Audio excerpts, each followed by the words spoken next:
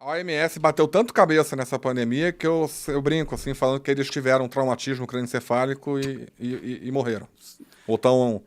Mas, assim, isso que tá falando é muito importante porque as condutas ditatoriais, coercitivas, sem base na ciência, que foram tomadas na pandemia, fizeram boa parte da população desacreditar das autoridades científicas, acadêmicas, Com razão. dos organismos internacionais, com total razão, Sim. dos organismos nacionais, do governo, Sim. do Ministério da Saúde. E eu estou falando ainda de 2019, 20, não estou nem falando de quem estava no poder, né? Dos médicos, da mídia, da própria mídia. Aquelas figuras de autoridade que serviam para sustentar um estado social de paz, elas se degradaram na pandemia, né? Ao ponto de que, por exemplo, muitas pessoas passaram a fazer o contrário do que se falava, né? E isso se expandiu para outros campos do conhecimento. Por exemplo, as pessoas passaram não só a ter problemas e aceitar que as questões da vacinação não sei o quê, como elas passaram a ter medo de vacinas que antigamente não tinha nenhum problema. Pode crer. Ah, será que eu recebo pergunta até hoje de gente falando assim, será que eu dou vacina de tétano pro meu filho de 2 meses? Pois é, causou uma desconfiança na Dá? própria medicina, né? Exato. Eu tô tendo que fazer cursos, até um aí que tá rolando, né, que é para acabar com a hesitação vacinal. Falar que, assim, que vacina funciona. Agora, as vacinas que funcionam. Mas não é toda vacina que é boa. Né? E tem vacinas que a gente ainda tem uma questão especial para discutir. E tem vacinas que estão em desenvolvimento, que os resultados frustram, né? E que não podem ser equiparadas às outras vacinas que são consagradas. Porque quando eu pego uma coisa que está em dúvida e boto no meio de uma cesta de coisas que são certezas, tudo vira dúvida. É a mesma coisa que você pegar uma nova banda aí e colocar junto com o Michael Jackson ou com os Beatles e falar, tá no mesmo nível, tá ligado? Não é se tá no mesmo nível, você vai ter que ouvir isso. Pior. Se eu pegar você não ouvindo isso, você vai sofrer sanção. Pode crer. Né? E isso é igual ao Michael Jackson. Aí você começa a falar, será que o Michael Jackson era tão bom assim? Né? Então, eu tô tendo esse trabalho de acabar com a hesitação vacinal, de mostrar o que realmente a gente tem de certeza, porque eu acredito em vacinas. Ao contrário do que taxam de mim, eu confio em vacinas. Mas tem vacinas que a gente tem que olhar com certo cuidado. Porque elas vacinas erradicaram doenças, como pólio. Exato. Eu até defendo atualmente que tem que acabar a polio oral, porque a gente tem que usar só a polio injetável. Pode crer. Por quê? Porque a polio oral ela tem um problema, ela é de vírus vivo atenuado e no trânsito dela no nosso corpo, ela serve até para fazer a imunização coletiva, é ótimo. Mas num ambiente de baixa vacinação. Quando está todo mundo já vacinado, a polio está erradicada, você começa a ter polio vacinal. A pessoa acaba tomando uma vacina, o Zé Gotinha, né? E a cada milhões, mas ocorre, né? Ela acaba tendo a poliomielite porque aquele vírus lá dentro se retransforma e vira um vírus ativo. Entendi. Né? Então... Né? E a vacina não acontece isso? E com a vacina injetável não acontece isso. Eu acho que no Brasil a gente já está na fase de acabar com a polio oral e ficar só com a polio injetável. Mas é um exemplo de vacina que a gente nem tem dúvida. Depois até, numa outra conversa, a gente pode conversar sobre a origem da polio, que é bem interessante. Né? Beleza, claro. Né? A polio surge a partir de 1700, 1800, num contexto bem curioso. Né? Você acha, tipo, político? Não, de questão ambiental. Ah, entendi. Né? De a gente começar a se expor a certas substâncias no ambiente que favoreceram a ação do vírus em causar doença, quando que no passado elas não causavam tanta doença assim. Mas isso é uma outra história. O fato é que criou a vacina e resolveu o problema. Então eu estou tendo que dar curso para falar para as mães quais vacinas que elas podem dar nos seus filhos com segurança. Né? Por quê? Essa segurança. A questão dos ingredientes associados às vacinas, né? Será que realmente tem alumínio? Será que esse alumínio tem várias vacinas? Né?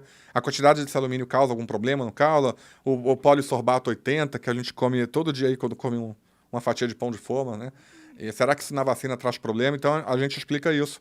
E eu tô vendo um interesse crescente de uma coisa que eu nunca achei que ia precisar fazer, que era falar para pais que a tríplice viral e a tríplice bacteriana são vacinas que vão ajudar o filho a não ter, né, problema. São doenças imunopreveníveis. É meio triste isso, né? E isso vem da ação desses entes de autoridade coagindo as pessoas, não sendo transparentes, negando o óbvio, negando que isso também tem efeito adverso. talvez até em quantidade muito maior do que se diga por aí. Uhum. Quando você... Dessas novas vacinas quando você aí, usa a medicina como arma política, Uhum. o resultado é a morte. Faz O sentido. médico não pode se envolver politicamente com o paciente, não pode... o médico não pode ver capa do prontuário, o médico não pode ver a cor da camisa do paciente, o médico tem que ver o paciente. Tá? Não interessa se ele é eleitor do Lula, do Bolsonaro, do Macron, né, do Biden. Sim, né? A gente recebe o paciente e tem que tratar. Tá? A gente não pode ter opinião sobre o paciente. Se eu tenho, por algum motivo, alguma opinião sobre aquele paciente, não ser num contexto de emergência, eu posso até falar, meu amigo, no Monark, porra, tá chato pra caralho, não dá mais pra continuar contigo, tu não faz nada que eu tô falando pra você fazer, como que eu vou te curar? Porcaria nenhuma do que eu tô fazendo, então tu procura outro médico, né? Sim, tudo bem. Agora, se tu tá aqui com falta de ar, tem que te tratar. Eu não tenho o direito de não te tratar, né? Então é isso que a gente fala. E o que eu vejo muito por aí é médico dando uma de juiz, dando bronca no paciente porque ele não tomou a vacina, em contextos totalmente... Eu vou levar meu filho no endócrino. E a primeira pergunta do endócrino, tomou a vacina? Que cacete tem a ver com a história? É que ele sabe que se ele for um militante da vacina, ele vai ganhar viagem. É a narrativa, né? E não tem isso aí na medicina também? Tem.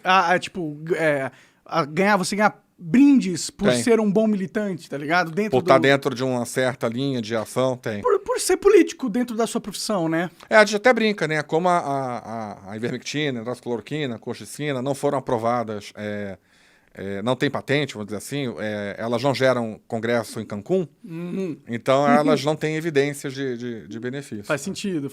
Que é uma forma como os globalistas controlam o sistema de saúde no mundo, né? Sim. Porque como eles são donos da Pfizer, eles são donos dessas grandes empresas de remédios, essas empresas também têm congressos e bônus que eles dão para as pessoas que indicam remédios.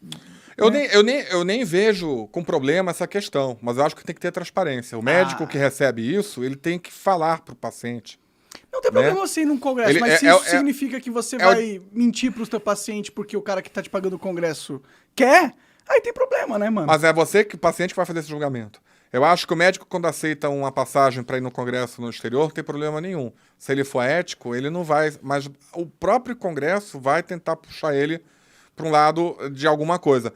Mas quando ele publica isso, olha, quando ele vai emitir uma opinião, ele fala, eu de fato, eu recebi dinheiro da indústria A, B e C para fazer isso e aquilo, eu sou speaker, né? Eu sou médico convidado pela indústria para falar, não sei o que, tal, você já sabe um pouco que aquele médico tem esses conflitos de interesse.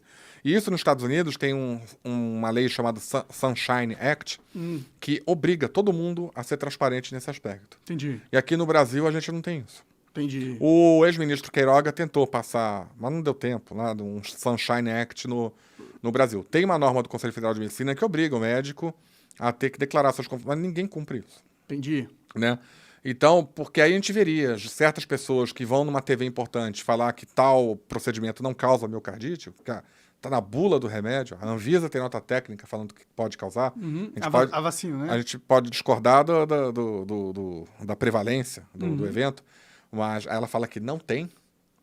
Aí ela teria que falar que ela faz parte do board da indústria tal, que faz o imunizante tal. Aí fica claro para as pessoas qual que é aí você, Monark, faz seu julgamento. Fala, porra, não vou acreditar nessa mulher. E fala, esse cara tá sendo patrocinado pela Pfizer, então ele tem conflito de interesses, ele está apegado a uma narrativa, porque se ele for contra, ele perde todas as benesses que ele ganhou a vida inteira sendo um bom soldado das indústrias farmacêuticas. Isso não é só na medicina.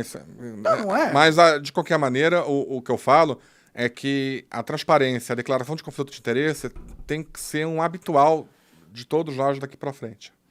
Né? Inclusive, você, quando for pesquisar um médico para ir, dá uma olhada para ver se ele tem... É difícil achar essas informações, mas você consegue, né? E isso é importante porque criou-se um duelo, né? Até vi essa espada aqui, né? Criou-se um duelo. Eu sou pró ou contra, vamos pro ringue batalhar. Só que você tem que saber que aquele soldado, ele tá lutando por algo que ele defende, mas que ele tá sendo... Né, pago também, para isso. Ou pago para isso, ou indiretamente pago.